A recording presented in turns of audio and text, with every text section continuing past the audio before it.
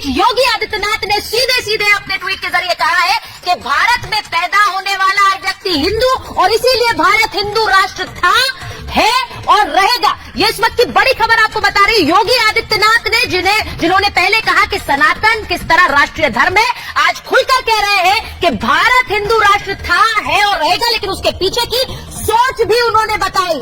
जो भारत में है वो हिंदू है और इसीलिए ये हिंदू राष्ट्र है। और इसी के साथ साथ मैं आपको दो तस्वीरें दिखाती हूँ, दो तस्वीरें जो बताती है सीएम योगी ने कैसे ऐलान कर दिया कि भारत में हिंदू राष्ट्र था, है और रहेगा। यानी इसका मतलब सीधा ये कि जो मौजूदा व्यवस्था है वो भी हिंदू राष्ट्र की व्यवस्था है। आज इस पर भी महाभारत करूंगी और साथ ही बाबा का आह्वान, बाबा बागेश्वर जो लगातार हिंदू राष्ट्र के लिए पूरा किस तरह हवन कर रहे हैं और उसी मांग को लेकर आगे बढ़ रहे हैं। सनातन की हुंकार बाबा बागेश्वर भर रहे हैं और हिंदू राष्ट्र की मांग रख रहे हैं। आज महाभारत में इसी पर बात होगी। अगर हिंदू राष्ट्र है और रहेगा तो फिर बाबा बागेश्वर किस हिंदू राष्ट्र की मांग कर रहे हैं ये भी पूछूंगी। पहले ये रिपोर्ट देखिए। भारत हिंदू राष्ट्र की जय। यहाँ बिल्कुल युवान बच्चे, युवान बहनें हिंदू राष्ट्र की मांग करने लगे। तुम हमारा साथ दो, हम हिंदू राष्ट्र बनाएंगे। दरबार लगा, भक्त उमड़े और फिर बागेश्वर बाबा ने भरी भरी हुंकार कि अब की बार हिंदू राष्ट्र बने हिंदुस्तान। तुम हमारा साथ दो, हम हिंदू राष्ट्र बनाएंगे। दरबार की जगह बदली मगर बाबा का प्लान और ऐलान वही रहा कि जय हनुमान, हिंदू राष्ट्र हो हिंदुस्तान। कौन कौन भारत को हिंदू राष्ट्र देखना चाहता है ही है, देखना क्या घोषणा की बाकी है, अभी तो ये झांकी है। जब देश में संविधान है, बाबा के ऐलान के बाद हिंदू राष्ट्र के हवन में आहुतियां लगातार दी जा रही हैं। भजन सम्राट अनूप जलोटा भी यहाँ पहुंचे और भारत को हिंदू राष्ट्र बनाने की मांग करती। भारत में हिंदू ज्यादा है तो इसको हिंदू राष्ट्र डिक्लेयर होना चाहिए। चलिए तब नहीं हुआ, अब हो जाना चाहिए, क्योंकि संसार में एक भी हिंदू राष्ट्र नहीं है, हिंदू देश नहीं है। भारत को इसलिए होना चाहिए कि यहाँ हिंदुओं की संख्या अधिक है और अब तो इसकी लहर बहुत प्रबल हो रही है। जलोटा की बात सुनो, जब देवकीनंदन ठाकुर ने तो यहाँ तक कह दिया कि हिंदू राष्ट्र अगर घोषित नहीं किया तो अगले 25 सालों में भारत सेक्युलर नहीं रहेगा।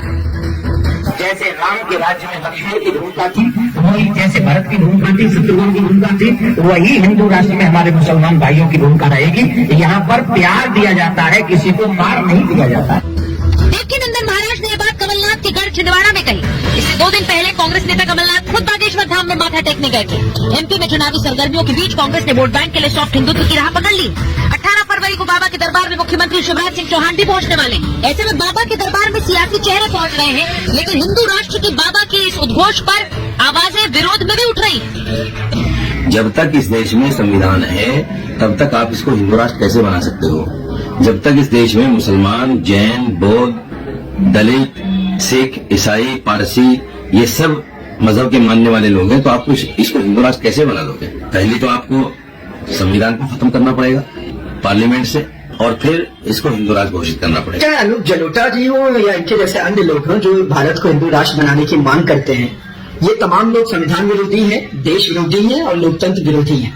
मैं तो ये कहूंगा कि इन लोगों को भारत छोड़कर स्वामी विवेकानंद के कैलासा देश चले जाना चाहिए, क्योंकि वही इस वक्त विश्व का अकेला हिंदू राष्ट्र है। कौन कौन भारत को पंडित धीरेन्द्र शास्त्री खुद हिंदू राष्ट्र का मतलब भी समझाते हैं। वो कहते हैं कि सभी भारतीयों की रगों में रामकृष्ण का खून है। संविधान के पहले पेज पर श्री राम की तस्वीर बनी, हम उसी संविधान के अनुसार हिंदू राष्ट्र बनाएंगे।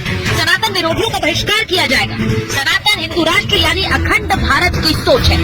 बाबा ने हिंदू राष्ट्र की परिभाषा और प्रक्रिया बताई तो बीजेपी सांसद साध्वी प्रज्ञा ने भी रिपब्लिक से खास बातचीत में हिंदू राष्ट्र की जमकर पैरवी की। हमारा कहना है कि भारत में हम सनातन धर्मी हैं और ये हिंदू राष्ट्र है, हिंदू राष्ट्र सदैव रहेगा और हिंदुओं के साथ अब अन्याय नहीं होना चाहिए। हम सनातन धर्मी हैं। यानी हिंदू राष्ट्र की मांग जोर पकड़ती जा रही है, मगर सवाल ये है कि जब देश में संविधान सर्वोपरि है तो हिंदू राष्ट्र क्यों जरूरी है?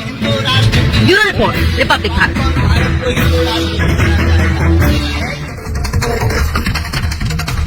और मैं आपको बता दूं कि मेरे साथ महाभारत में जो मेहमान जुड़ रहे हैं, स्वामी दीपांकर हमारे साथ जुड़ रहे हैं, इस वक्त स्टूडियो में मौजूद हैं। हमारे साथ डॉक्टर विशाल मिश्रा हैं, राजनीतिक विश्लेषक हैं, स्टूडियो में मौजूद हैं। हमारे साथ अजय वर्मा जी हैं, कांग्रेस के नेता हैं।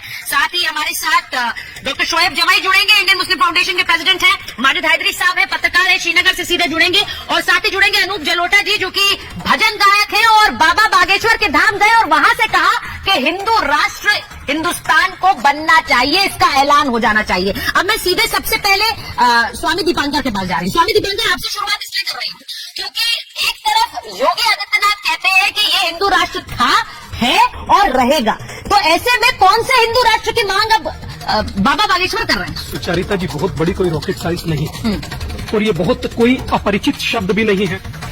जिस देश में अधिकांश लोग हिंदू हों तो वो अपने राष्ट्र को क्या कहेंगे, इसे आप संबोधित करिए।